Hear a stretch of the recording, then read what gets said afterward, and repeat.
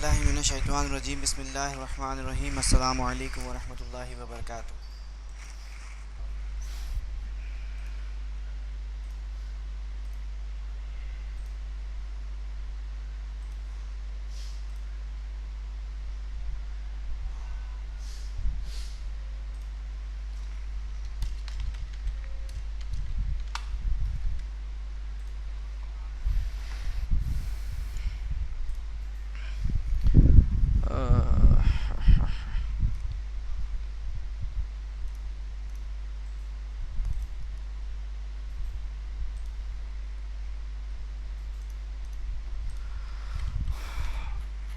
Chapter 8 हो गया था, चैप्टर 9 हमने कवर कर लिया था।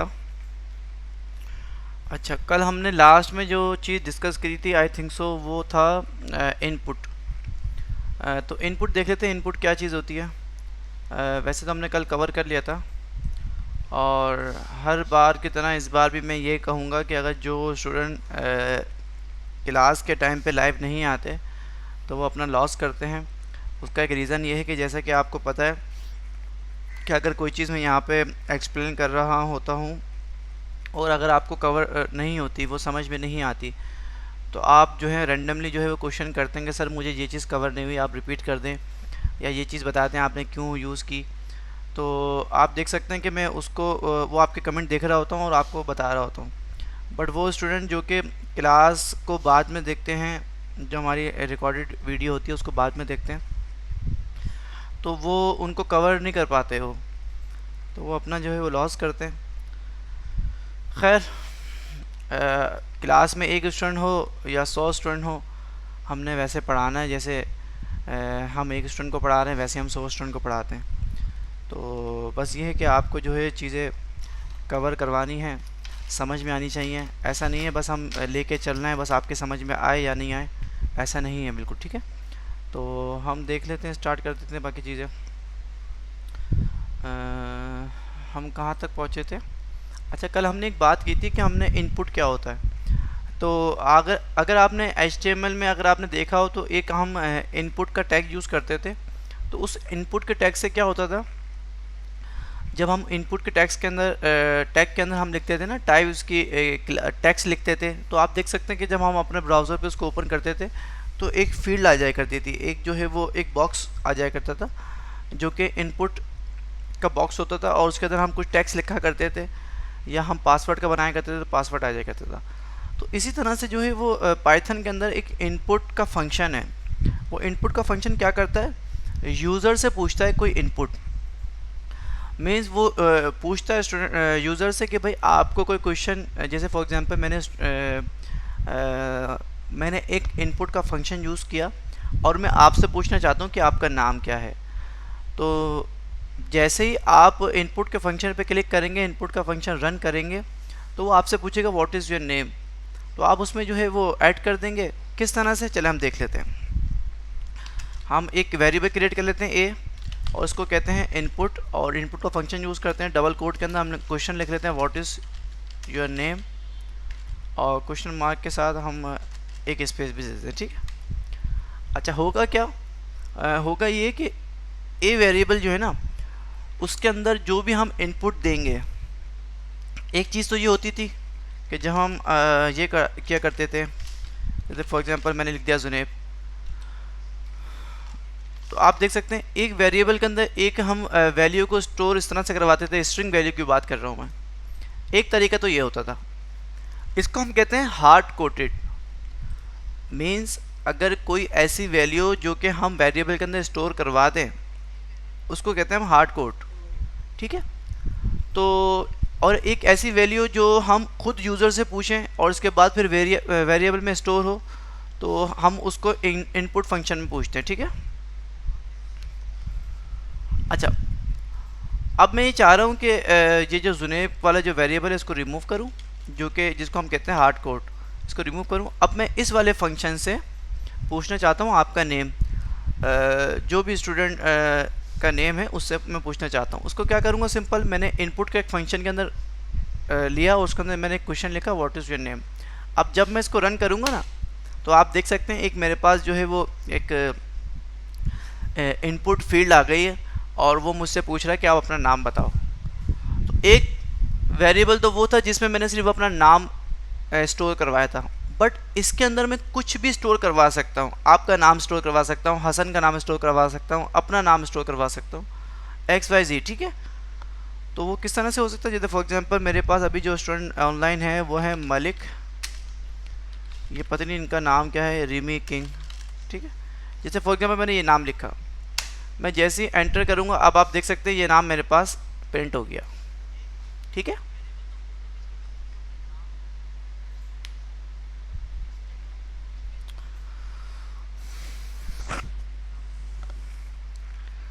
तो इनपुट का फंक्शन बस ये काम करता है। इनपुट के फंक्शन से हम और मज़ीद क्या काम ले सकते हैं, आइए आज हम देखते हैं।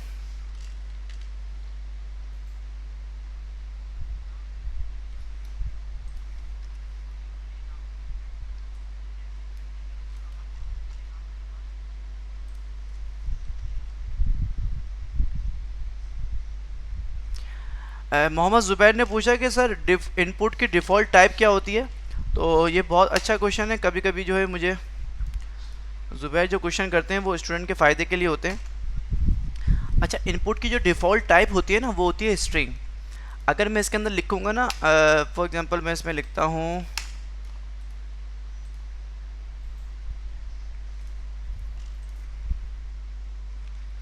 अगर इसमें मैं कोई नंबर दूंगा ना तो नंबर प्रिंट नहीं होगा। किस तरह से, आइए हम देख लेते हैं। जैसे फॉर एग्जाम्पल मैंने लिखा 25, 25 तो प्रिंट हो गया। क्यों प्रिंट हुआ, क्योंकि इसने इसको स्ट्रिंग ले लिया। वैसे इनपुट की जो डिफ़ॉल्ट टाइप होती है ना वो होती है स्ट्रिंग। अब ये इसने नंबर क्यों लिया इसको देख लेते हैं हम। अभी हम एक प्रोग्राम बना रहे थे। इस प्रोग्राम में हम क्या कहते हैं, हम बात कर रहे थे इफ़ एल्स की। हमने एक प्रोग्राम लिखा और उसके अंदर हमने कहा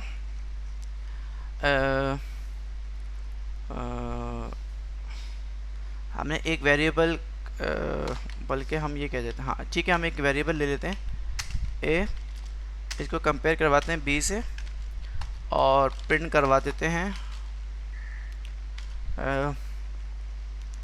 इसको प्रिंट करवा देते हैं राइट आंसर, ठीक है। और उसके बाद एल्स में रख देते हैं हम प्रिंट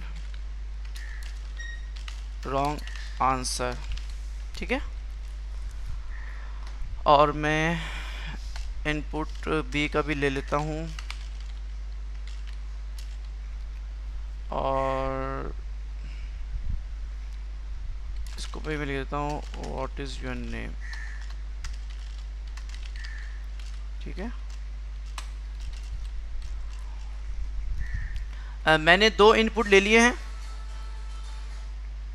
मैंने दो इनपुट ले लिए ए और बी के नाम से, ठीक है। मैं चाह रहा हूँ कि ए के अंदर भी वैल्यू स्टोर करवाऊँ और बी के अंदर भी वैल्यू स्टोर करवाऊँ। इसके बाद मैं इफ फंक्शन के थ्रू इन दोनों को कंपेयर करवाऊँ आपस में, और उसके बाद कंपेयर करवाने के बाद अगर आंसर मेरा ठीक होगा तो यहाँ पे राइट आंसर कर दे, अगर आंसर मेरा ठीक नहीं होगा, रॉन्ग होगा, तो यहाँ पे रॉन्ग कर दे, ठीक है। चलिए हम देखते हैं इसमें ये किस तरह से काम करता है। मैंने सही है, यह मेरी फर्स्ट नेम पूछ रहा है, यानी ए वेरिएबल का नाम पूछ रहा है, तो मैंने इसको कहा जुनेब।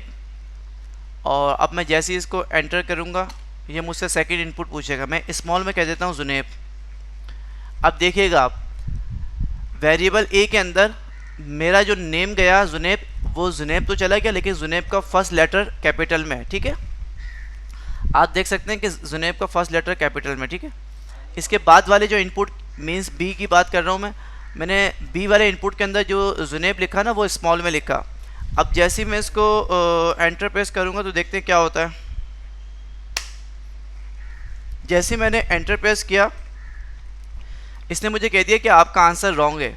क्यों ये आंसर रॉन्ग क्यों है, आप इसका आंसर मुझे आप खुद बताएंगे, इसका रीज़न मुझे आप खुद बताएंगे, ये आंसर इसने रॉन्ग क्यों कहा, जल्दी से मुझे बता दें।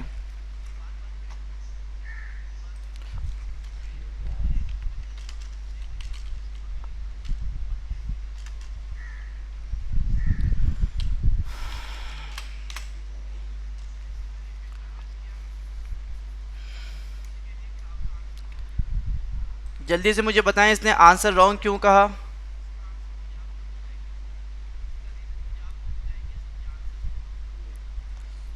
अच्छा, मोहम्मद ज़ुबैर कह रहे हैं सर क्योंकि पाइथन केस सेंसिटिव है। अच्छा, और भाई और किसी का कोई रिप्लाई आ जाए।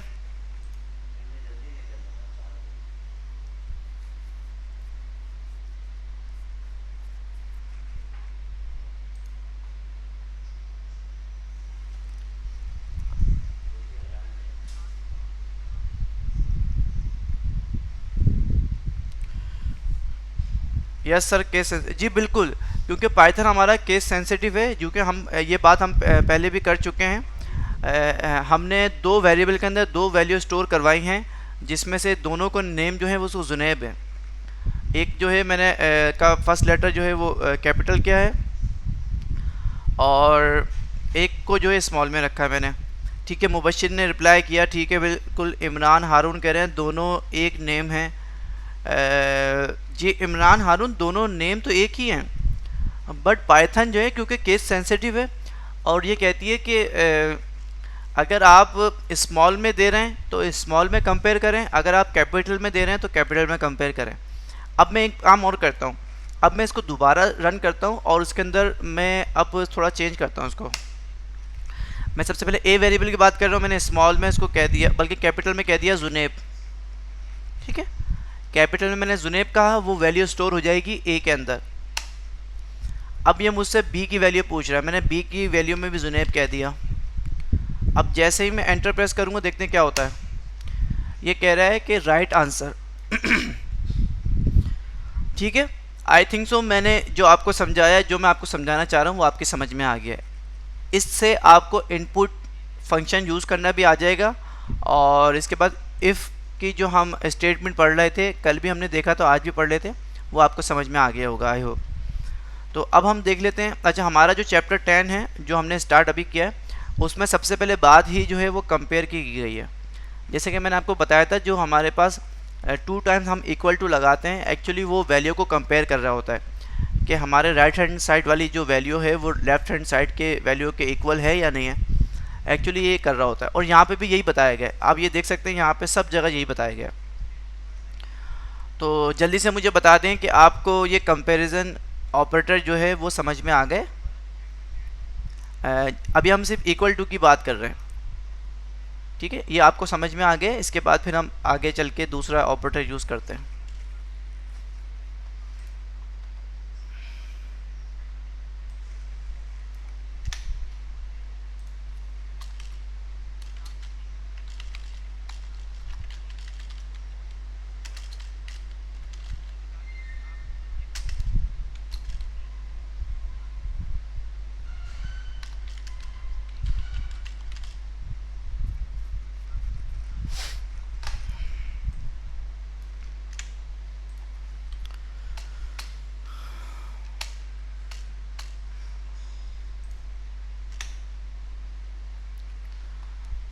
ठीक है जी, आप सर जी इक्वल एंड इसमें क्या डिफरेंस है? मोहम्मद ज़ुबैर, इक्वल टू और डबल 2 टाइम जो हम इक्वल टू देते हैं, इसमें डिफरेंस क्या है ये हम प्रीवियस क्लास में ऑलरेडी डिस्कस कर चुके हैं। इन शॉर्ट मैं आपको बता देता हूँ। जब आप एक बार इक्वल टू यूज़ करते हैं तो इसका मतलब ये होता है आप कोई वैल्यू असाइन कर रहे हैं किसी वेरिएबल के अंदर। एक बार अगर मैं यहाँ पे आपको दिखा देता हूँ, अगर मैं ये बात करूँ, इसकी बात करूं, तो एक बार इक्वल टू यानी 1 टाइम्स इक्वल टू का मतलब ये होता है, हम इसको कहते हैं प्रोग्रामिंग लैंग्वेज में असाइनिंग ऑपरेटर। जो एक बार हम लिखते हैं इसको कहते हैं असाइनिंग ऑपरेटर। इसका मतलब ये होता है कि ये वाली वैल्यू को स्टोर कर दो इस वेरिएबल के अंदर। ठीक है, एक बार का मतलब ये होता है।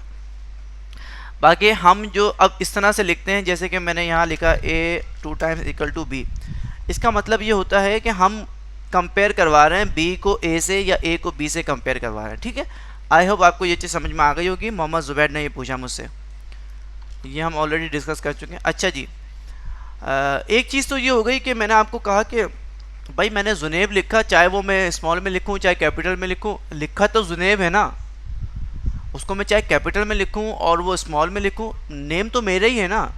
ये क्यों मुझे राइट और रॉन्ग बता रहा है? मैं चाहे उसको कैपिटल में लिखूँ चाहे स्मॉल में लिखूँ, वो नाम मेरा बताए कि भाई बिल्कुल ठीक है, नाम बिल्कुल ओके है। तो मैं क्या करता हूँ, एक और ऑपरेटर यूज होता है जो कि कहलाता है,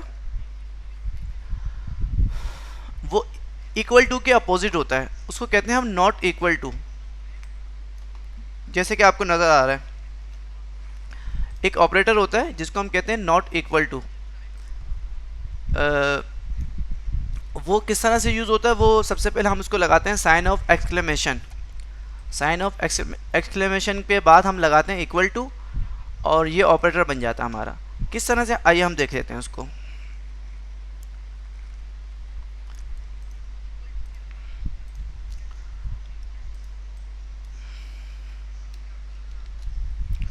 ठीक है जी। अच्छा, ये इक्वल टू के बिल्कुल अपोजिट है। जो हम इक्वल टू की बात कर रहे थे ना,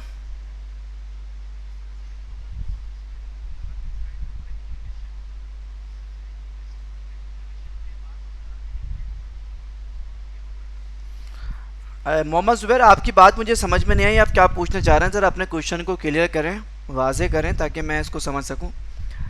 अच्छा जी, ये जो मैं बात कर रहा हूँ नॉट इक्वल टू की, ये इक्वल टू के जो है अपोजिट फंक्शन ऑपरेटर है। इक्वल टू तो ये करता है, कंपेयर करता है ना आपस में कि अच्छा ये वैल्यू इसके कंपेयर है तो ठीक है आंसर राइट दे दे। बट नॉट इक्वल टू जो है ना, इसके अपोजिट है। वो कहता है कि भाई इसके अपोजिट ना हो तो आंसर दे राइट।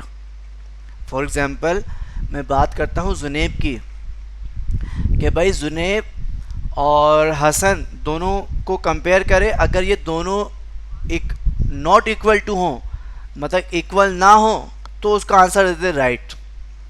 ठीक है, अभी हम इसकी बात कर लेते हैं। तो सबसे पहले हम किसकी क्या बात कर लेते हैं, मैं सबसे पहले अब इसमें अपना नेम लिखता हूँ। मैंने लिखा कैपिटल में जुनेब, मेरा जुनेब कैपिटल में जो लिखा मैंने ए में स्टोर हो गया। इसके बाद मैं स्मॉल में लिखता हूँ जुनेब, जो कि बी में स्टोर हो जाना चाहिए। और इसके बाद इसने आंसर क्या दिया, राइट आंसर। क्यों? क्योंकि मैंने इसको बोला भाई नाम तो मेरा है ना, चाहे वो स्मॉल में लिखूँ चाहे कैपिटल में लिखूँ, तो उसने राइट आंसर दे दिया। तो ये वाला ऑपरेटर हम इसलिए यूज़ करते हैं।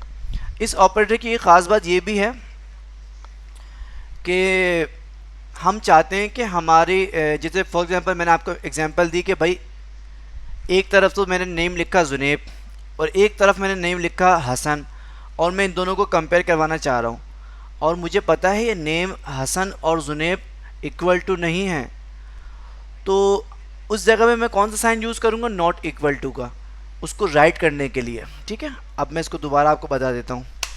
जैसे मैंने यहाँ पर लिखा जुनेब, ए के अंदर स्टोर हो गया जुनेब। इसके बाद मैंने यहाँ पे नाम लिखा हसन, हसन जो है वो बी के अंदर स्टोर हो गया। अब मैं इसको नॉट इक्वल टू के थ्रू जो है कंपेयर करवा रहा हूँ, तो आप देख सकते हैं ये आंसर हो गया राइट। अच्छा, आप सोच रहे होंगे सर ये तो हम आंसर जो है क्योंकि हम खुद ही रॉन्ग दे रहे हैं तो ये राइट आंसर दे रहा है। बट रॉन्ग आंसर कब होगा? रॉन्ग आंसर जब होगा जब आप दोनों को सेम वैल्यू देंगे। जैसे फॉर एग्जांपल मैंने लिखा यहाँ पे हसन, और यहाँ पे भी मैंने लिखा हसन, दोनों नेम एक जैसे हैं। अब मैं इसको इंटर प्रेस करूँगा तो आप देख सकते हैं इसमें आ गया रॉन्ग। तो आई होप आपको ये दोनों ऑपरेटर यूज़ करना आ गए होंगे। बाकी आप चैप्टर 10 के अंदर आप डिटेल में जो है इसको डिस्कस कर सकते हैं। ठीक है, अच्छा जी,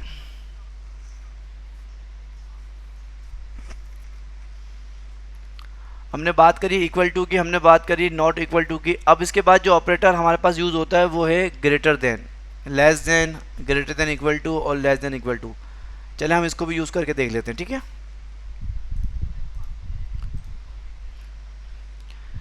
जल्दी से मुझे बता दें, हमने अभी यहाँ तक जो देखा है इक्वल टू और नॉट इक्वल टू, आपको ये चीज़ क्लियर है? जल्दी से मुझे बता दें, इसके बाद हम आगे मूव करते हैं।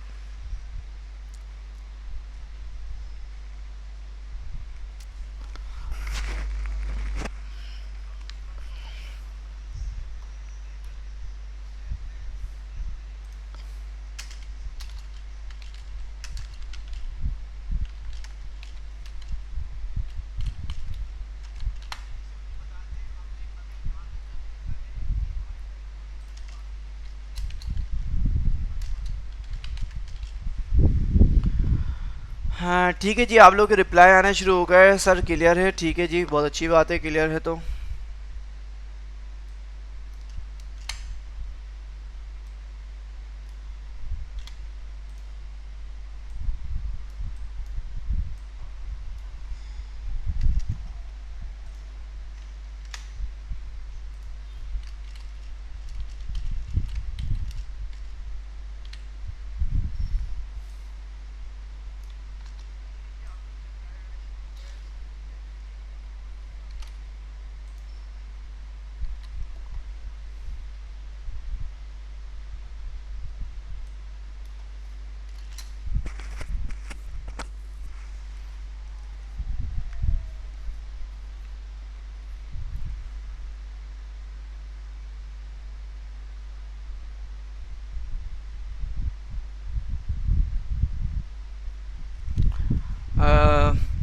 सर अगर नेम सेम हो मगर अपर केस हो या फिर लोअर केस, आंसर राइट आए तो कैसे करें?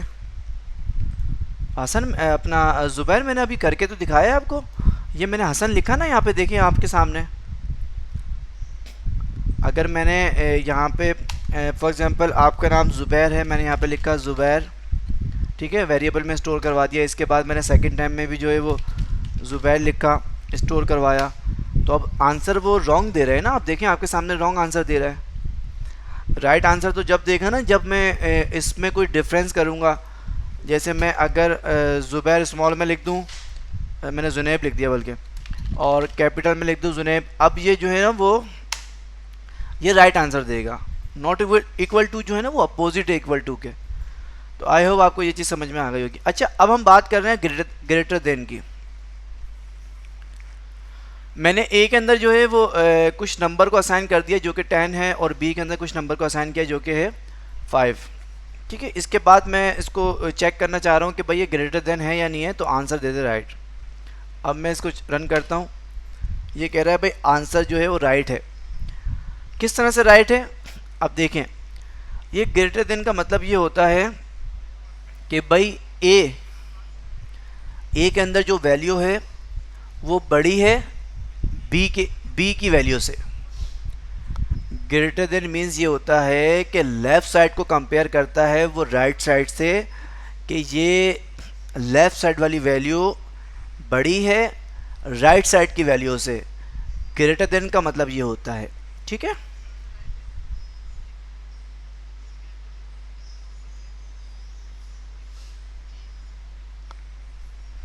ज़ुबैर, मैंने आपको ये चीज़ बता दिया, अब आप खुद चेक करते रहिएगा। अब आप खुद चेक करते रहिएगा भाई, मैंने दोनों चीज़ें बता दी हैं, ठीक है। आप खुद चेक करते रहिएगा, इक्वल टू भी चेक कीजिएगा, नॉट इक्वल टू भी चेक कीजिएगा। हमारे पास क्लास का टाइम बहुत शॉर्ट है, अगर मैं आपकी जो है फरमाइशें पूरी करता रहूँगा तो हमारा टाइम जो है वो निकल जाएगा, ठीक है। अब आपको बता दिया, अब आप खुद कंपेयर करते रहिएगा। हम बात कर रहे थे ग्रेटर देन की, ठीक है। तो इसने क्या किया, ग्रेटर देन मीन्स ये होता है कि लेफ्ट हैंड साइड वाली जो वैल्यू होती है उसको कंपेयर करवाता है कि आया ये वैल्यू बड़ी है किससे, राइट साइड वाली वैल्यू से, तो आंसर देते राइट। अब मैं क्या कर रहा हूँ, अब मैं अपने बी वाली वैल्यू को ज़्यादा कर रहा हूँ, ठीक है। मैंने कहा कि भाई ए के अंदर जो वैल्यू है वो क्या ज़्यादा है बी वाली वैल्यू से। अब आंसर क्या आता है, अब आप देख लेते हैं हम। अब आंसर आ गया रॉन्ग, क्यों? क्योंकि हमारी ए साइड वाली जो वैल्यू है वो ज़्यादा नहीं है, यानी ग्रेटर देन नहीं है बी की वैल्यू से, ठीक है। आई होप आपको ये चीज़ समझ में आ गई होगी। अच्छा, हम दूसरे ऑपरेटर की बात कर रहे थे जो कि है लेस देन की बात कर लेते हैं हम। अच्छा, अगेन मैं इसको 5 कर रहा हूँ और यहाँ पे मैं लगाता हूँ लेस देन, ठीक है। अब क्या हुआ, अब ये पूछ रहा है कि भाई हमारी लेफ्ट हैंड साइड वाली वैल्यू छोटी है राइट हैंड साइड वाली वैल्यू के, अब ये पूछ रहा है। तो आंसर क्या आना चाहिए, अभी हम देख लेते हैं। आंसर आएगा रॉन्ग।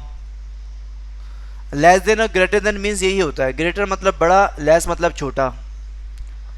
तो इस साइन को मैं अगर ज़्यादा एक्सप्लेन ना करूं तो कोई इतना मसला नहीं है। तो आई होप आपको ये समझ में आ गया होगा। अगर मैं इसके इक्वल करूं तो क्या होता है, अभी भी रॉन्ग दे रहा है।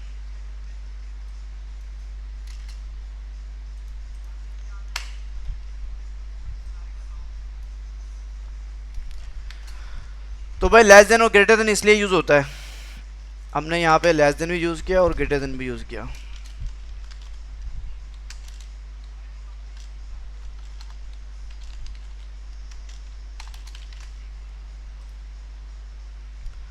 अब हम बात कर लेते हैं ग्रेटर देन और इक्वल टू, और उसके बाद बात करते हैं हम लेस देन इक्वल टू।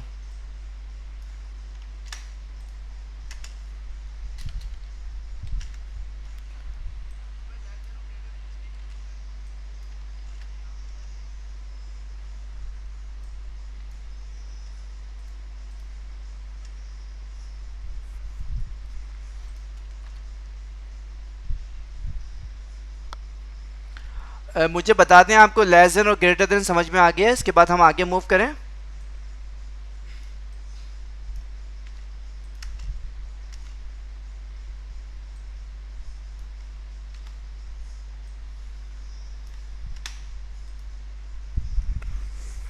ये कुछ कंपैरिजन ऑपरेटर हैं जो कि हम जब आगे चल के जब एडवांस लेवल पे हम प्रोग्रामिंग करेंगे ना, तो जब हम यूज़ करेंगे इसको, तो इसको समझना ज़रूरी है। इसका समझना भी ज़रूरी है, इसकी प्रैक्टिस भी ज़रूरी है। अगर आपने इसकी प्रैक्टिस नहीं करी ना तो आपको समझ में नहीं आएगा। ज़ुबैर जो मुझसे क्वेश्चन कर रहे थे ना, वो क्वेश्चन बिल्कुल वैलिड था, बट हमारे पास टाइम शॉर्ट है, तो इस वजह से हम मज़ीद जो है वो एक्सप्लेन हमने ऑलरेडी कर लिया है, और मज़ीद एक्सप्लेन के लिए हम नहीं कर सकते। ठीक है, आप लोगों को रिप्लाई आना शुरू हो गया, क्लियर है? चलिए, बहुत अच्छी बात है। अब हम बात कर लेते हैं लेस देन इक्वल टू की, ग्रेटर देन इक्वल टू की, और लेस देन इक्वल टू की बात कर लेते हैं। अच्छा, सबसे पहले मैं बात करता हूँ ग्रेटर देन इक्वल टू की, ठीक है। अच्छा, अभी तो हमने बात करी कि अगर ये वाली वैल्यू छोटी हो इससे, तो आंसर हमारा जो भी हो वो दे दे, और बट एक वैल्यू ऐसी है जो कि ना छोटी है ना बड़ी है, इक्वल है, तो उसमें आंसर क्या आएगा, उसमें हम आंसर चेक कर लेते हैं। आप देख सकते हैं मैंने ए के अंदर जो है वो 10 दिया, और बी के अंदर, बी वेरिएबल के अंदर हमने 10 दिया।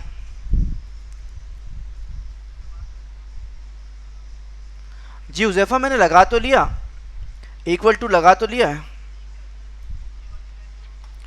अब आंसर क्या आता है हम चेक कर लेते हैं। तो आंसर आएगा राइट।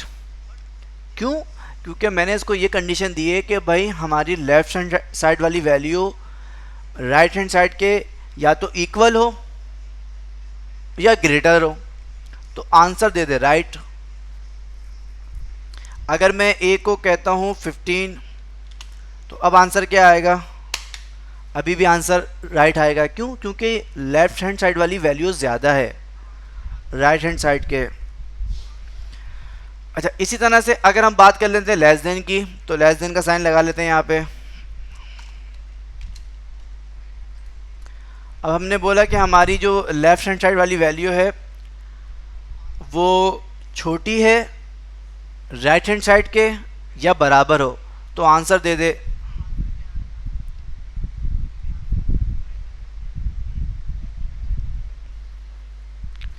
नहीं हुज़ैफा, इसमें सिंटैक्स एरर का तो कोई काम नहीं है, इसमें सिंटैक्स एरर नहीं आना चाहिए।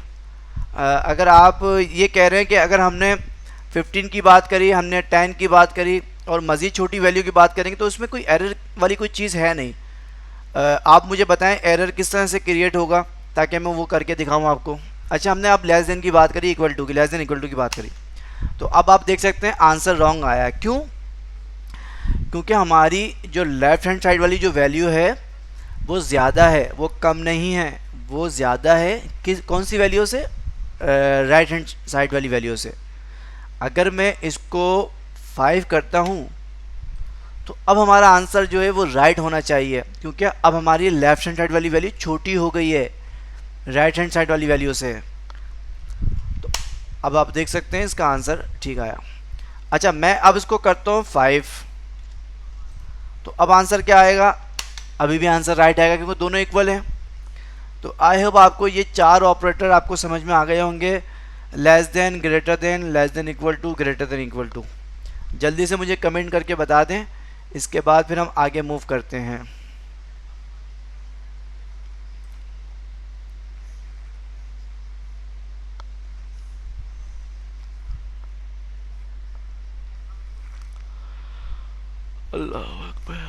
इसके साथ हमारा चैप्टर 10 भी जो है एंड हो गया, और हम बात करते हैं एल्स एंड एलिफ की।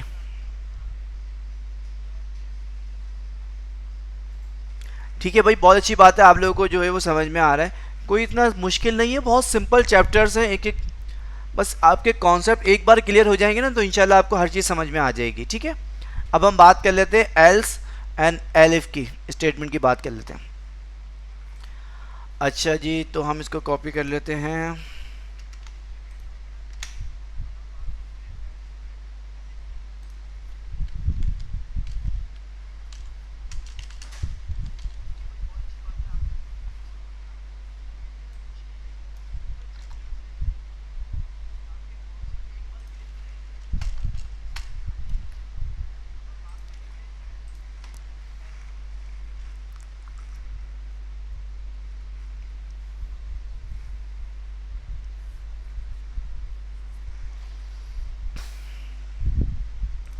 अच्छा, कल हमने जो है वो बल्कि आज भी हमने ये देखा, अब आप ये देख सकते हैं बेसिकली इसमें होता क्या है, एल्स एंड एलिफ स्टेटमेंट है क्या चीज़। तो कल हमने जो बात करी थी वो बात करी थी सिर्फ इफ़ और एल्स की, इफ़ और एल्स की बात करी थी, बट हमारे पास कुछ कंडीशन ऐसी आती हैं जिसमें हम जो है वो इफ़ एल्स जो है वो एक से ज़्यादा यूज़ करते हैं, इफ़ और एल्स को हम एक से ज़्यादा यूज़ करते हैं। तो उस कंडीशन में जो है ना वो हम यूज़ करते हैं एल इफ़। बेसिकली जो एल इफ़ है ना वो कहलाता है एल्स इफ़ कहलाता है। उस कंडीशन में क्या होता है, हमने अभी तो सिर्फ दो कंडीशन देके हमने कंपेयर करवाया ना, कि भाई ए और बी के कंपेयर करवाया हमने, तो हम उससे ज़्यादा वैल्यू को कंपेयर करवाना चाहते हैं।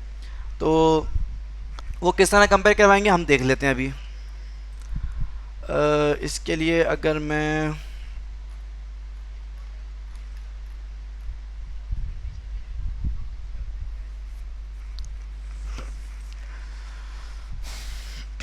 हम एक से ज़्यादा जो है वेरिएबल ले लेते हैं।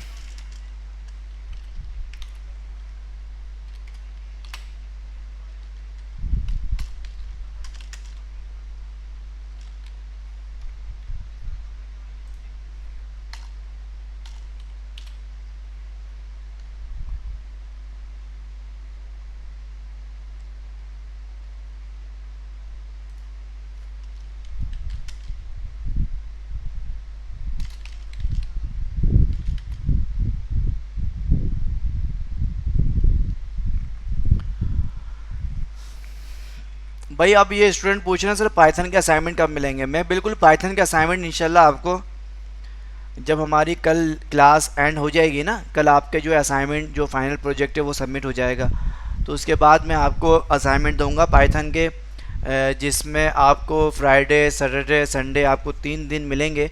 आप इंशाल्लाह 3 दिन में जो है पाइथन का असाइनमेंट कीजिएगा। ठीक है, अभी आप समझ लीजिए भाई, फर्स्ट कंडीशन ट्रू।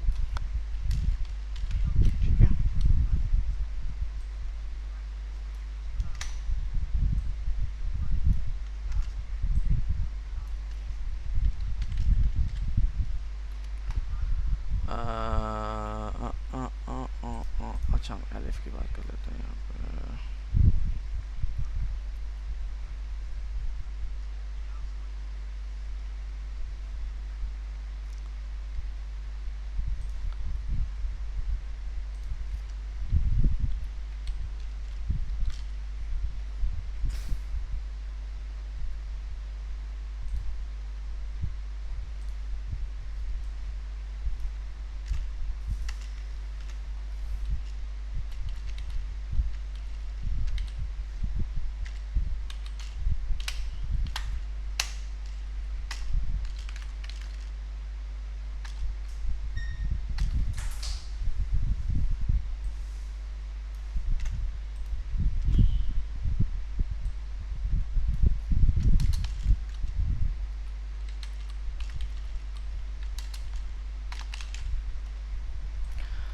अच्छा भाई, हमने कुछ डेटा बनाया है, कुछ समझने की कोशिश करते हैं इसको किस तरह से डेटा बनाया है।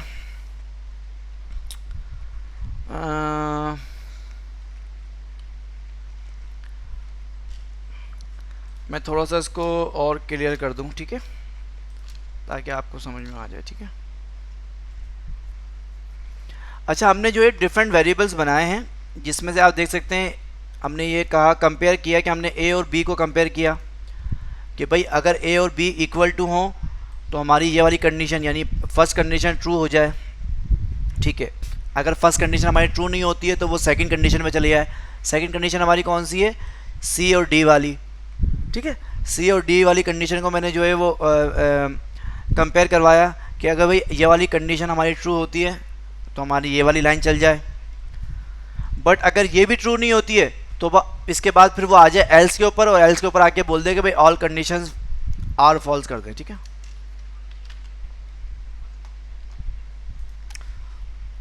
ठीक है, तो अब हम देख लेते हैं, कुछ मैंने समझाने की कोशिश करी है, अल्लाह करे आपकी समझ में आ जाए। बस इफ़ एल्स हमने यूज़ किया था, अब इसके अंदर क्या हो रहा है, इसमें एलिफ यूज़ हो रहा है, मीन्स इफ़ एल्स एलिफ एक ही चीज़ है। अच्छा जी, अब आप देख सकते हैं मैंने जैसे इसको रन किया तो इसमें क्या लिखा हुआ आ गया, ऑल कंडीशंस आर फॉल्स। क्यों? इसकी वजह यह है कि आप देख सकते हैं कि मेरे पास कोई भी वैल्यू जो है वो कंपेयर मैच ही नहीं हो रही है किसी से। अगर मैं सी और डी की वैल्यू को दोनों को इक्वल कर देता हूँ, अगर मैंने सी को भी इक्वल कर दिया और डी को भी इक्वल कर दिया, अब मैं चला के देखता हूँ अब कौन सी कंडीशन चलनी चाहिए। अब मेरी कंडीशन चलनी चाहिए सेकंड वाली। अब मैं इसको जैसे ही मैं रन करता हूँ तो एलिफ क्या होता है, एलिफ होता है एल्स इफ होता है, ठीक है। बस ठीक है, सेकंड कंडीशन हमारी ट्रू हो गई है। तो आई होप आपको ये चीज़ समझ में आ गई होगी। तो जल्दी से मुझे बताएं, आपको ये मैंने जो कंडीशन दी है ये समझ में आ गई? मोहम्मद ज़ुबैर, आपने बहुत लेट जो है रिप्लाई किया है। अब हम जो है वो सेकंड कंडीशन में भी आ गए हैं। कुछ डिले, टाइम में डिले होता है, तकरीबन 15 to 20 सेकंड का डिले आता है, तो शायद इस वजह से जो है आपके पास जो है लेट पहुंचा। ठीक है जी, अगर मैं इसके अंदर मज़ीद जो है वो कंडीशन लगाना चाहूँ वो मज़ीद लगा सकता हूँ। किस तरह से? अभी मैं इसमें लगा देता हूँ मज़ीद कंडीशंस।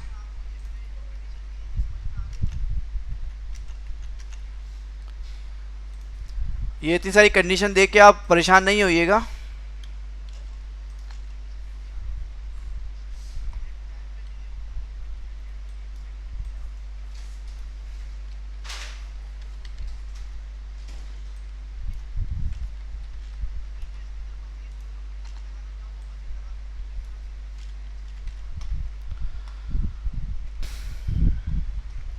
अच्छा, मैं सबसे पहले क्या कर रहा हूँ, मैं सबसे पहले चाह रहा हूँ ए को तीनों वेरिएबल से कंपेयर करवाना चाह रहा हूँ।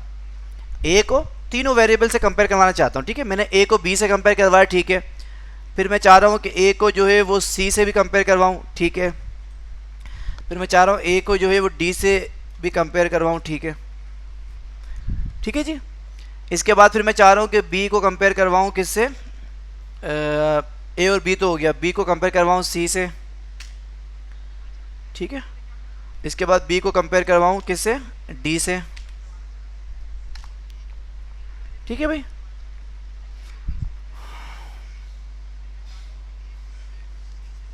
ये मैंने एक से ज़्यादा कंडीशन दे दी आपको समझाने के लिए। तो कोई मुझे बताएगा जल्दी से, अब मैं देखता हूँ आपकी प्रोग्रामिंग कितनी अच्छी हो गई पाइथन, कोई मुझे जल्दी से बताएगा भाई कौन सी वाली हमारी कंडीशन जो है वो चलेगी। जल्दी से मुझे बता दें कि कौन सी वाली जो है हमारी कंडीशन इसमें ट्रू हो जाएगी।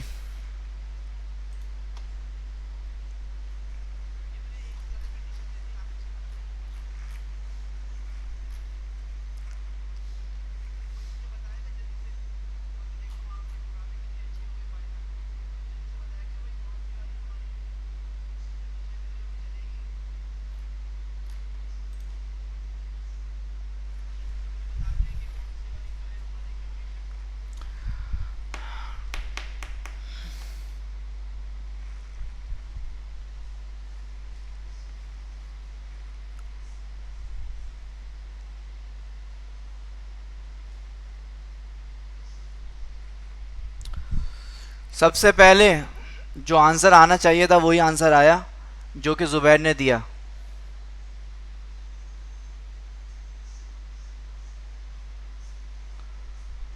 ऑल सी एफ है, अच्छा ऑल कंडीशन फॉल्स, अच्छा ये लिखा है उन्होंने मोहम्मद फैज़ ने। मोहम्मद ज़ुबैर ने लिखा ऑल कंडीशन फॉल्स आएगा, मोहम्मद फैज़ ने कहा फॉल्स आएगा, ठीक है, ऑल कंडीशन फॉल्स। हीरा ने भी कहा, ठीक है, ज़बरदस्त। इसका मतलब ये है कि आपको समझ में आ रहा है, आपको जो है वो एक से ज़्यादा कंडीशन भी अगर आपको दी जाए तो आपको समझ में क्लियर हो रहा है, ठीक है। हम इसको रन करते हैं, अब देखते हैं क्या आंसर आता है। मैंने जैसे इसको रन किया, अब आप देख सकते हैं ऑल कंडीशन आर फॉल्स। क्यों? क्योंकि कोई कंडीशन आपस में मीट ही नहीं कर रही है, कोई कंडीशन आपस में जो है वो मैच ही नहीं हो रही है। अगर मैं किसी कंडीशन को आपस में जो है वो मैच करवा देता हूँ, फॉर एग्जांपल मैं कहता हूँ बी और सी की वैल्यू को मैच कर देता हूँ, ठीक है, मैंने कहा बी और सी को आपस में कंपेयर करवा दिया, अब मेरी ये वाली कंडीशन चलनी चाहिए, ठीक है, ये वाली कंडीशन चलनी चाहिए, ठीक है। हम इसको रन करते हैं तो आप देख सकते हैं हमारी फोर्थ वाली कंडीशन चल गई है। वो हीरा मैं इसको मज़ीद जो है चीज़ें कंपेयर नहीं करवा रहा इससे, तो कोई इसमें इशू नहीं है। बस अभी मैंने एक वैल्यू को कंपेयर करवाया, क्योंकि हमने क्लास को बस एक चीज़ आपको कॉन्सेप्ट समझाना है, फिर आगे मूव करना है। आज तो मैं समझा था बहुत ज़्यादा चीज़ें हम कवर करेंगे, बट मुझे डर ये था कि आपको कहीं ऐसा नहीं हो ये कंडीशन में आप फंस जाएँ और आपको प्रॉब्लम हो, लेकिन अल्हम्दुलिल्लाह आप लोगों की समझ में आ रहा है, ठीक है जी। आई होप आपको ये चीज़ समझ में आ गई होगी। फिर हम आगे मूव करते हैं। अच्छा, इसके साथ साथ हमारा चैप्टर 11 भी एंड हो गया अल्हम्दुलिल्लाह, ठीक है। ये जो एल शिफ्ट वाला जो चैप्टर है हमारा ये एंड हो गया। अच्छा, इस वाली जो है एल शिफ्ट वाली जो कंडीशन है ना, इसको आप घर पे लाजमी जो है इम्प्लीमेंट कीजिएगा, आप लाजमी घर पे इम्प्लीमेंट कीजिएगा। इससे ये होगा कि आपको एक तो प्रैक्टिस में भी आ जाएंगे, सेकंड ये कि आप और उसको मज़ीद इंजॉय करेंगे, इस कंडीशन को इंजॉय करेंगे। जैसे कि मैं अभी इस वक्त आपके सामने एक कंडीशन मैंने लगाई एक से ज़्यादा, और मुझे खुद जो है थोड़ा फील हो रहा है कि यार बड़ी मज़ेदार चीज़ है, इसमें कंपेयर एक दूसरी चीज़ों को करवाई जाए। तो आप भी इस ना घर पे यूज़ करेंगे ना तो आपको भी मज़ा आएगा इसमें। अच्छा, अब हम बात कर लेते हैं चैप्टर 12 की, जो कि है टेस्टिंग सेट्स और कंडीशंस। तो क्लास अभी आपको जो है अपना फोकस इस वाले चैप्टर पर रखना है। मुझे ऐसा लगता है कि ये थोड़ा सा टफ है आपके लिए, बट मैं इंशाल्लाह पूरी कोशिश करूँगा कि आपको मैं बहुत ईजी वे में समझाऊँ, ठीक है।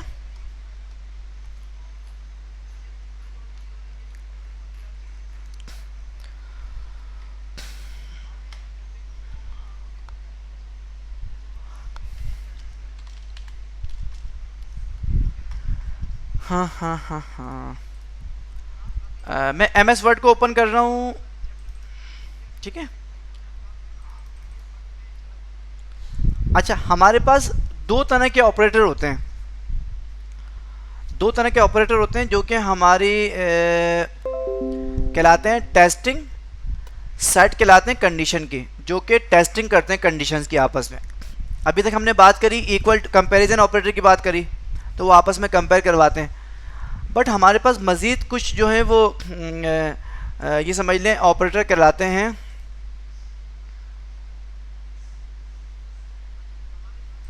जो कि टेस्टिंग करते हैं, ठीक है। वो क्या, कौन कौन से ऑपरेटर होते हैं? वो होते हैं, एक ऑपरेटर कहलाता है और एक कहलाता है एंड। और मीन्स ये और जो है ना वो उर्दू वाला ही समझें कि ये वाला या ये वाला, ठीक है, मतलब दोनों को जो है आपस में कंपेयर करवाता है। फॉर एग्जांपल अगर मैं ये बात करूं कि a is equal to B, या यानी बीच में और का साइन लगाऊं, मैं बात करूं c is equal to D, तो इन दोनों कंडीशन को आपस में जो है मैच करवाता है, या तो ये वाली कंडीशन ठीक हो या ये वाली कंडीशन ठीक हो, हमारा आंसर दे दे। तो मैं सबसे पहले बात कर लेता हूँ और की। अभी मैं आपको ये बताना चाह रहा था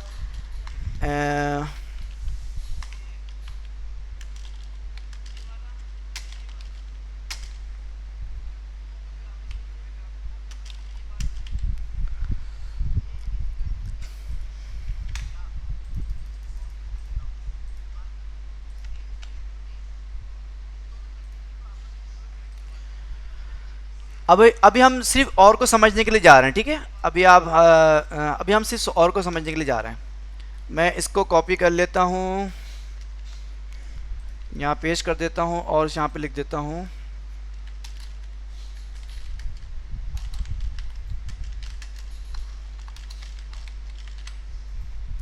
ठीक है।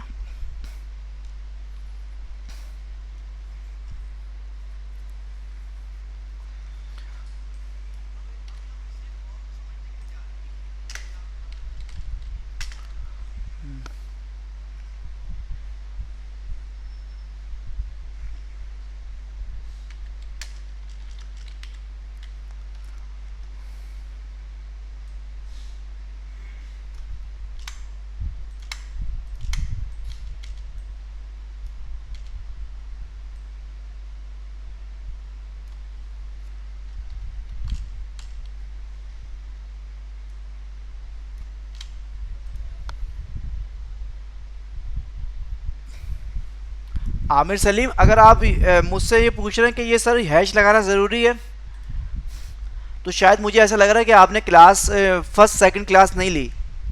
आई थिंक तो हमने फर्स्ट क्लास में डिस्कस किया था। एक्चुअली ये हमारा कहलाता है कमेंट्स, ये हमारा कहलाता है कमेंट्स। मैंने कमेंट्स इस वजह से दिया कि ये फाइल में जब आपको दूंगा ना, तो आपको पता लग जाए कि इसके अंदर हमने ये काम किया है, तो उसको हम कहते हैं कमेंट।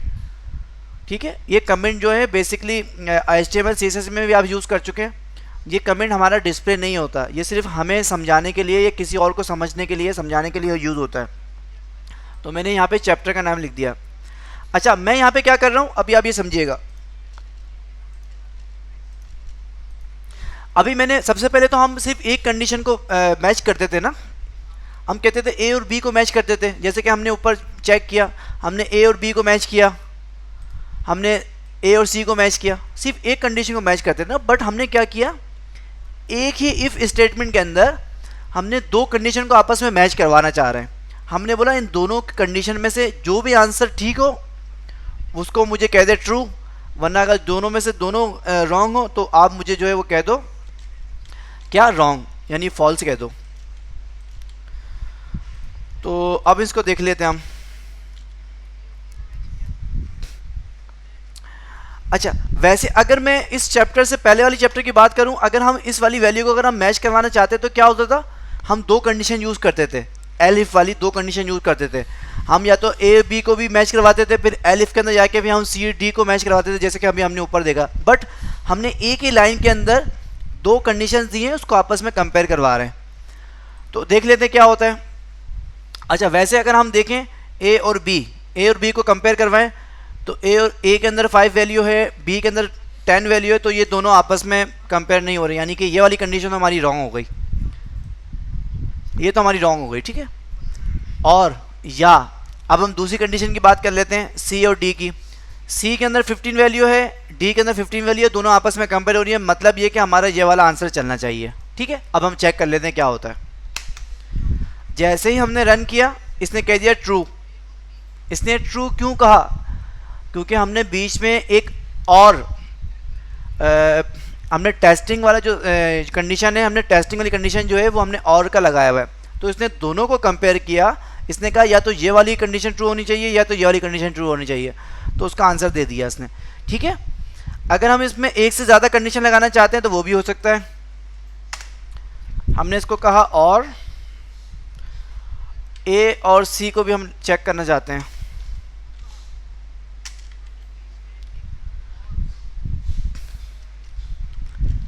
एक और हमने कंडीशन लगा दी, A और D को भी मैच करना चाहते हैं।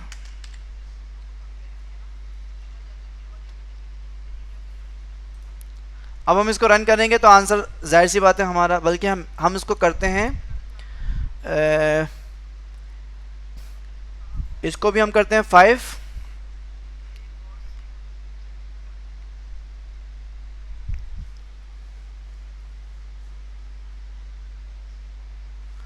इसको हम करते हैं 5, इसको हम करते हैं 15 और इसको हम करते हैं 10। तो अभी हमारी कौन सी वैल्यू कंपेयर करवा रहे हैं, हम इन दोनों को कंपेयर करवा रहे हैं, इन दोनों का आंसर रॉन्ग हो जाएगा। ठीक है जी, C और D को कंपेयर करवा रहे हैं, C और D का आंसर भी रॉन्ग हो रहा है। A और C को कंपेयर करवा रहे हैं, A और C का आंसर भी रॉन्ग हो रहा है। A और D को कंपेयर करवा रहे हैं, A और D का आंसर जो है वो हमारे पास मैच कर रहा है, तो ये आंसर ठीक आ जाना चाहिए। ठीक है, ट्रू हो जाएगा। अगर हम इसको भी 20 कर देते हैं, अब चेक करते हैं कोई आंसर हमारे पास मैच नहीं हो रहा, तो ये फॉल्स आ गया। ठीक है सर, अगर एंड केस यूज़ करते तो असाइनमेंट फॉल्स हो जाता है। भाई इतनी जल्दी किस बात की है आमिर, मैं आ रहा हूँ ना एंड उस पर स्टेटमेंट के ऊपर भी आ रहा हूँ, कंडीशन के ऊपर भी आ रहा हूँ।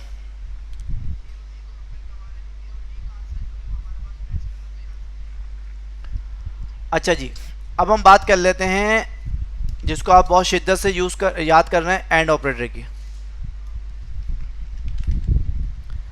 अच्छा, हमने जब पहले और ऑपरेटर की बात करी, जो कि और ऑपरेटर है हमारा इसकी, ये क्या कहता है, ये कहता है कि या तो हमारी स्टेटमेंट के अंदर कोई सी भी एक वैल्यू अगर ट्रू हो जाए ना, कोई सी भी एक वैल्यू, इसको मैच करेगा, अच्छा ये ट्रू नहीं है छोड़ दिया, इसको मैच करेगा, अच्छा ये वैल्यू ट्रू नहीं है छोड़ दिया, थर्ड वाली को वैल्यू को मैच करेगा, अच्छा ये ट्रू नहीं है इसको छोड़ दिया, बट कोई भी एक वैल्यू उसको ट्रू मिल जाएगी ना तो वो प्रिंट कर देगा। बट जब हम एंड ऑपरेटर की बात करते हैं तो ये कहता है कि भाई आपके स्टेटमेंट के अंदर जितनी भी वैल्यू हैं, जितने भी आप वैल्यू को कंपेयर करवा रहे हैं, सब को जो है वो की वैल्यू जो है ट्रू होनी चाहिए तो मैं चलूँगा, वरना मैं नहीं चलूँगा। या तो ए और बी ट्रू होनी चाहिए, ठीक है, ए बी ट्रू हो जाती है, ठीक है, ये आगे जाएगा, आगे जाके चेक करेगा सी और डी को, ये भी ट्रू होगा तो चल जाएगा, नहीं चलेगा, नहीं मैच करेगा तो ये फ़ौरन छोड़ देगा। किस तरह से अभी हम चेक कर लेते हैं। ए और बी को इसने मैच किया, ए और बी में जो है फॉल्स आ गया। सी और डी को इसने मैच किया, सी और डी में भी फॉल्स है। वैसे तो इसका आंसर वैसे फॉल्स ही आएगा, फॉल्स ही आएगा, ठीक है। अब हम बात करते हैं ए और बी को मैच करते हैं 5, और अब हम चेक करते हैं क्या आंसर आएगा, तो अभी भी फॉल्स आ रहा है। अच्छा, अब हम बात करते हैं सी और डी को हम सेम वैल्यू दे देते हैं, ठीक है। अब हमारी दोनों कंडीशन ट्रू हो रही हैं, तो अब आंसर क्या आता है, हमने एंड ऑपरेटर लगाया हुआ है, आंसर जो ट्रू आ गया। तो जल्दी से मुझे बता दें आपको ये दोनों चीज़ें समझ में आ गई हैं।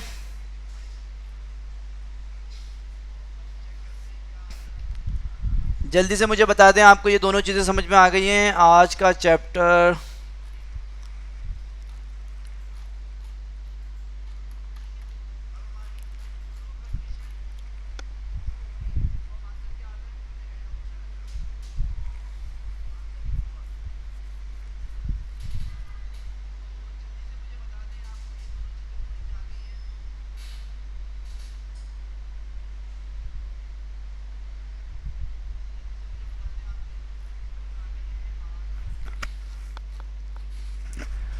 भाई बाकी सब स्टूडेंट भी रिप्लाई करें, आप सबको भी क्लियर है। आमिर सलीम ने बताया क्लियर है। मोहम्मद फैज़ कह रहे हैं यस यस सर क्लियर है। हीरा शराज कह रही है क्लियर है।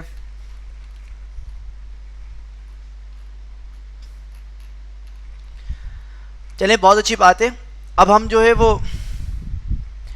जो है क्या करते हैं, इसको थोड़ा कॉम्प्लेक्स करते हैं, इस कंडीशन को हम थोड़ा कॉम्प्लेक्स करके समझते हैं, ठीक है। कॉम्प्लेक्स मीन्स क्या होता है,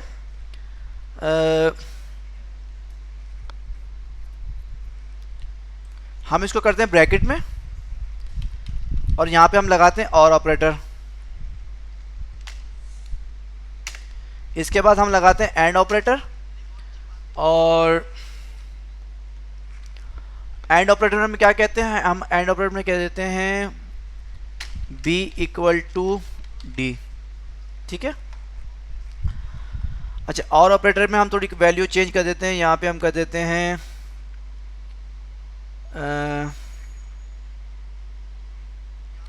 10 कर देते हैं, यहाँ पे हम कर देते हैं 15 सी और डी।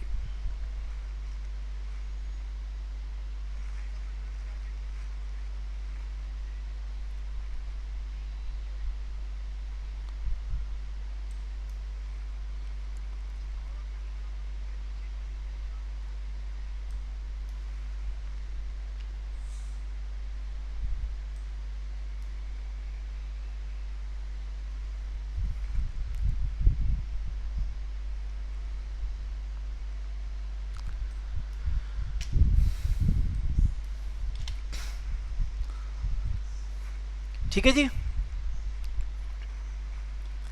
अब हमने थोड़ा सा उसको कॉम्प्लेक्स किया है, हमने एक ही स्टेटमेंट के अंदर दो ऑपरेटर यूज़ किए हैं, दो टेस्टिंग कंडीशन लगाई हैं, जो कि एक है और एक है एंड, ठीक है।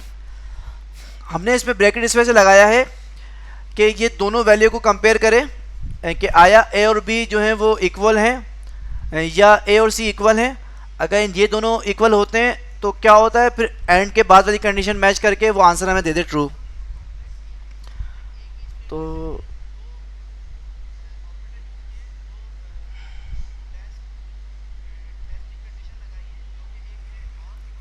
ठीक है, थोड़ा हमने इसको कॉम्प्लेक्स किया, बहुत इतना मुश्किल नहीं है, ये आपकी समझ में आ जाएगा जब आप जो है वो जब यूज़ करेंगे। ठीक है, तो अभी हमने क्या कहा है, अभी हमारे पास क्या होता है, ए और बी हम कंपेयर करते हैं, ए बी मैच यानी फॉल्स हो जाएगा। ठीक है, ये आगे चले जाएगा। ए और सी मैच कर रहा है, बिल्कुल ठीक है, ये ट्रू हो जाएगा। जब ये ट्रू हो जाएगा तो ये एंड के इस तरफ आ जाएगा। बी और डी को चेक करेगा, बी और डी जो है वो ट्रू हैं। तो अब देखते हैं आंसर क्या आता है। हमारे पास आंसर जो है वो ट्रू आ गया। अब हम थोड़ी सी वैल्यू को जो है चेंज करते हैं, हमने इसको 15 कर दिया। अब हम चेक करते हैं आंसर क्या आना चाहिए। आंसर फॉल्स आएगा। क्यों आंसर फॉल्स क्यों आएगा? क्योंकि सबसे पहले इसने चेक किया, जी बिल्कुल, हीरा शराज ने जो कंडीशन बताई है, जी हीरा शराज बिल्कुल ऐसा ही हुआ था। पहले ए और सी जो है ट्रू हो गया था और एंड की जो वैल्यू बी और डी थी वो भी ट्रू हो गया था। अब क्या होता है, अब हमने इसको मैच करवाया कि भाई हमने वैल्यू थोड़ा चेंज किया, ए और बी आपस में मैच करवाया, भाई वो तो ट्रू नहीं हो रहा। इसके बाद हमने ए और सी को मैच करवाया, वो भी ट्रू नहीं हो रहा। जब हमारी ब्रैकेट वाली पहली कंडीशन जो है वो ट्रू नहीं होगी, फॉल्स हो जाएगी, तो एंड ऑपरेटर ऑलरेडी जो है फॉल्स हो जाएगा। एंड ऑपरेटर कहता है भाई पहली कंडीशन अगर फॉल्स हो गई ना तो ठीक है भाई, मैं बाहर निकल जाऊंगा।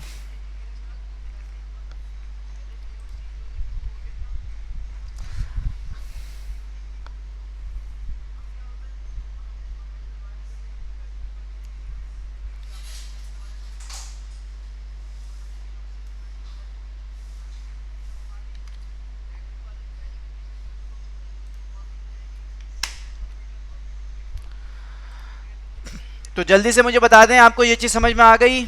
हम एक ही लाइन में एक से ज़्यादा जो है वो स्टेटमेंट, इफ स्टेटमेंट के अंदर जो है वो ऑपरेटर यूज़ कर सकते हैं। जल्दी से मुझे बता दें, मुझे ऐसा लग रहा था कि थोड़ा कॉम्प्लेक्स हो जाएगा आपके लिए, बट आप तो बहुत अच्छे से समझ गए। अगर ये चीज़ आपकी समझ में आ गई तो इसका मतलब ये है कि आप मार्कशीट बना सकते हैं।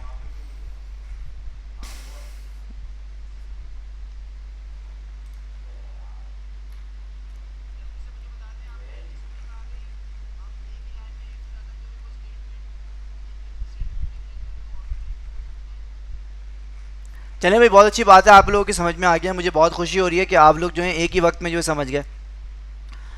अच्छा, हमारे पास इसके साथ साथ जो है चैप्टर 12 भी हमारे पास एंड हो गया, अल्हम्दुलिल्लाह। अच्छा, इफ़ स्टेटमेंट नेस्टेड की बात कर लेते हैं। अगर इसकी हम बात करते हैं ना, नेस्टेड क्या चीज़ होती है, तो जल्दी से मुझे बताएगा नेस्टेड क्या चीज़ होती है। हमने ये चीज़ जो है हमने कहाँ देखी थी? नेस्टेड हमने कहाँ देखा था? बल्कि हमने शायद एक्सेल के अंदर देखा था नेस्टेड, या किसी और जगह भी हमने यूज़ किया था। तो जल्दी से बताएं, हमने नेस्टेड का वर्ड हमने कहाँ यूज़ किया था? इसके बाद मैं सोच रहा हूँ कि आपको एक बड़ी मज़ेदार चीज़ बना के दूँ ताकि आपको भी मज़ा आ जाए।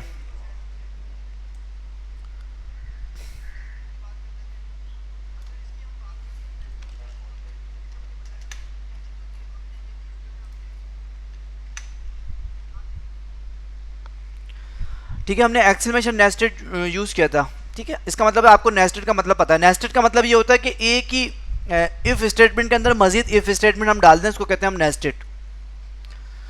ठीक है, अच्छा हम जो है ना वो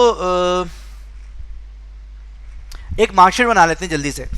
ठीक है, एक मार्कशीट बना लेते हैं। तो मार्कशीट किस तरह से बनाते हैं हम?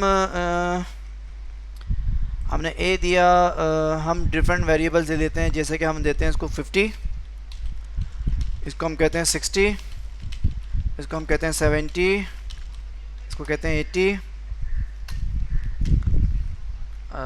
बस 80 तक। ठीक है, हम यहाँ तक देते हैं।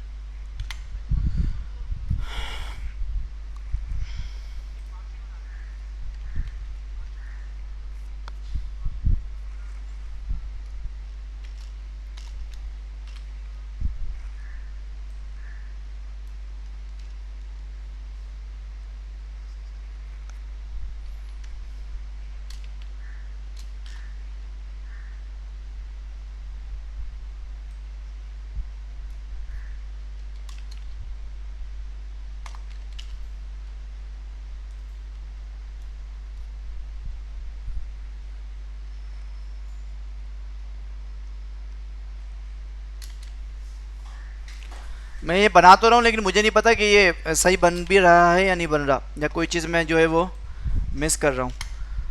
चलें देख लेते हैं।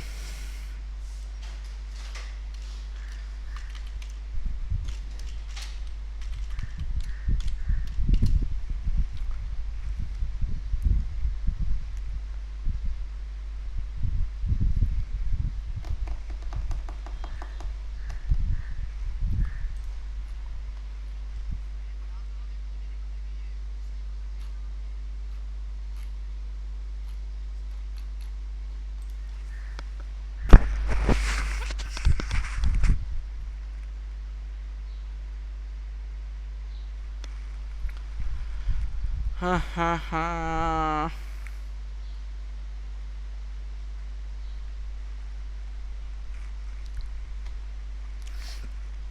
बल्कि अगर हम ये करें कि ए बी को कहा हमने, यहाँ पे हम कहते हैं बी और सी को, और यहाँ हम कहते हैं सी और डी को, ठीक है।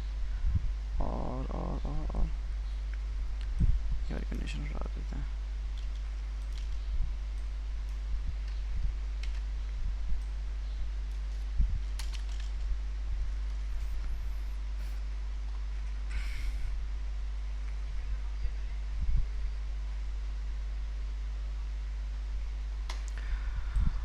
बल्कि हम यहाँ पे लेते हैं इनपुट।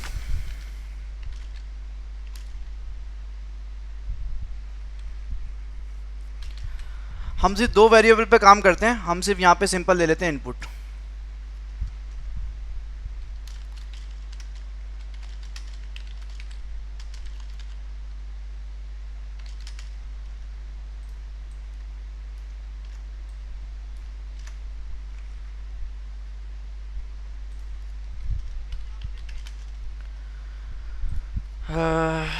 कोई चीज़ बनाने के लिए, समझाने के लिए भी ना डेटा बनाना पड़ता है, तो उसके लिए ज़रा चेक करना पड़ता है किस तरह से ऐसी चीज़ बनाई जाए जो आपको समझ में आ जाए। मैंने ए बी को कंपेयर करवाया, फिर यहाँ पे ए बी को अगेन कंपेयर करवा लेता हूँ।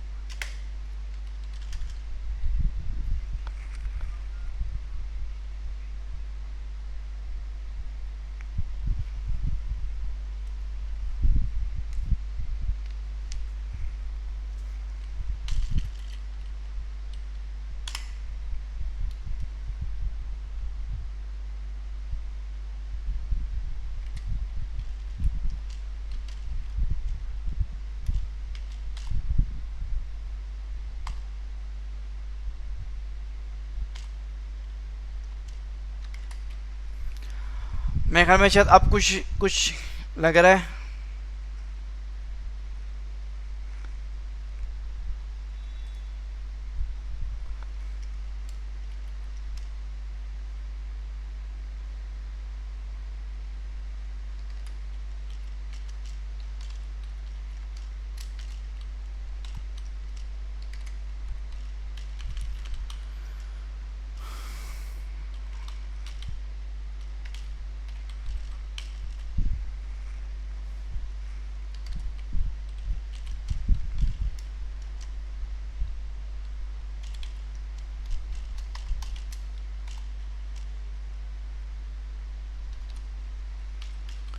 चलें जी, मैंने कुछ बनाने की कोशिश करी है, बस अल्लाह का ये चल जाए, और आपको कुछ समझाने की कोशिश की है। चले देखते हैं होता क्या है।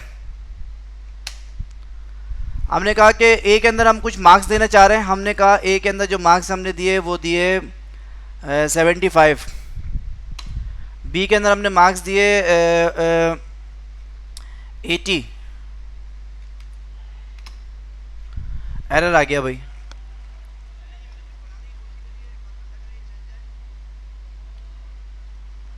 ओहो, अच्छा अच्छा अच्छा अच्छा, मैंने आपको बताया था कि भाई हमारा जो इनपुट है ना वो बाय डिफ़ॉल्ट जो वैल्यू लेता है वो लेता है क्या, स्ट्रिंग वैल्यू लेता है। तो इस स्ट्रिंग को कन्वर्ट करने के लिए इंटीजर में तो हम क्या करेंगे, एक बहुत सिंपल है, हम सिंपल एक इंटीजर का फंक्शन यूज़ कर लेंगे इस पे।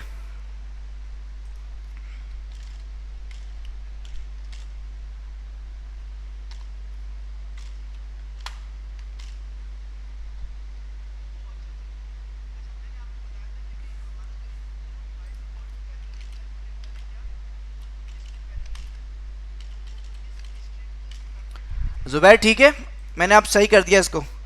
अब हम चेक कर लेते हैं। मैंने इसको कहा कि भाई 75, इसको कहा 80। शुक्र चल गया भाई। मैंने इसको कहा 60 और इसके बाद मैंने कहा 62। ज़बरदस्त भाई, चल गया, मार्कशीट बन गई मेरी। अच्छा, मैंने इसको कहा क्या कहते हैं 45, और यहाँ पे मैंने कहा 50। चले भाई, मेरी मार्कशीट बन गई, शुक्र, मैं तो डर गया था। अच्छा जी, मैंने एक बहुत सिंपल सी मार्कशीट बनाई है, इसको आप मज़ीद कॉम्प्लेक्स कर सकते हैं ना, इसमें एंड ऑपरेटर और ऑपरेटर यूज़ कर सकते हैं। बस मैंने ये कोशिश करी है कि ये चल जाए बस, तो शुक्र है वो चल गई। अच्छा, मैं आपको एक चीज़ बताता हूँ, बाकी सब तो बिल्कुल वैसे ही जैसे हमने यूज़ करते हुए आ रहे हैं। ये जो इन का फंक्शन मैंने यूज़ किया है ना, ये जो इन का फंक्शन यूज़ किया है, अगर मैं यहाँ पे हैश का साइन लगाऊँ, इन का फंक्शन क्या काम करता है? बेसिकली जो इनका फंक्शन है वो ये काम करता है कि इनका फंक्शन ये काम करता है कि हमारी कोई भी स्ट्रिंग वैल्यू को कन्वर्ट कर देता है इंटीजर में। अगर हमारे पास कोई वैल्यू हो ना स्ट्रिंग की, तो वो कन्वर्ट कर देता है वो इंटीजर में। तो इनके फंक्शन के अंदर मैंने क्या किया, इनपुट को इनके फंक्शन में हमने डाल दिया। इन मीन्स इंटीजर के फंक्शन में हमने डाल दिया। इसके बाद हमने जब इसको चलाया तो अल्हम्दुलिल्लाह हमारी ये मार्कशीट हमारी क्रिएट हो गई। तो जल्दी से मुझे बता दें, आपको यहाँ तक क्लियर हो गया? तो इसके बाद आज की हम क्लास यहीं तक रखते हैं, और आपके एथिक्स के टीचर भी आ गए। तो जल्दी से मुझे बताते हैं, इसमें कोई कन्फ्यूजन तो नहीं है आपको? मैं अगेन इसको चला लेता हूँ और चेक कर लेता हूँ कौन कौन सी वैल्यू हम इसको चलाएं। 55 और 70 अगर हम चलाएंगे तो क्या आंसर आएगा? बी आएगा। ठीक है,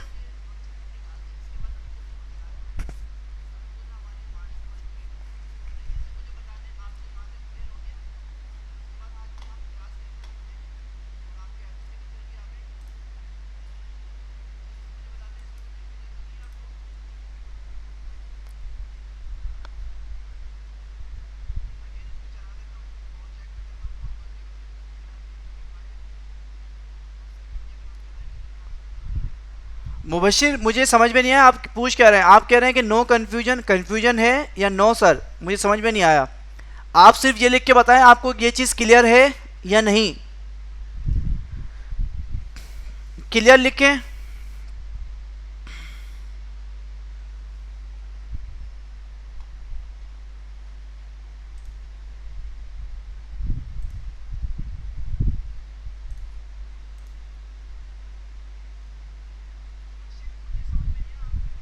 अच्छा, आप ये कह रहे हैं क्लियर है, चलिए बहुत अच्छी बात है अगर आपको क्लियर है, तो मुझे भी इस चीज़ की खुशी हुई कि आपको क्लियर है भैया।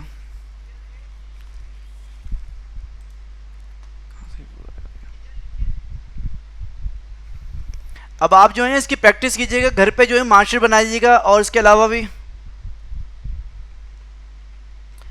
इंटीजर की रेंज आप पूछ रहे हैं मोहम्मद ज़ुबैर, मुझे समझ में नहीं आ रहा आप इंटीजर की रेंज पूछ रहे हैं, क्या पूछना चाह रहे हैं? ठीक है भाई, आप लोगों को क्लियर है, आपकी समझ में आ गया।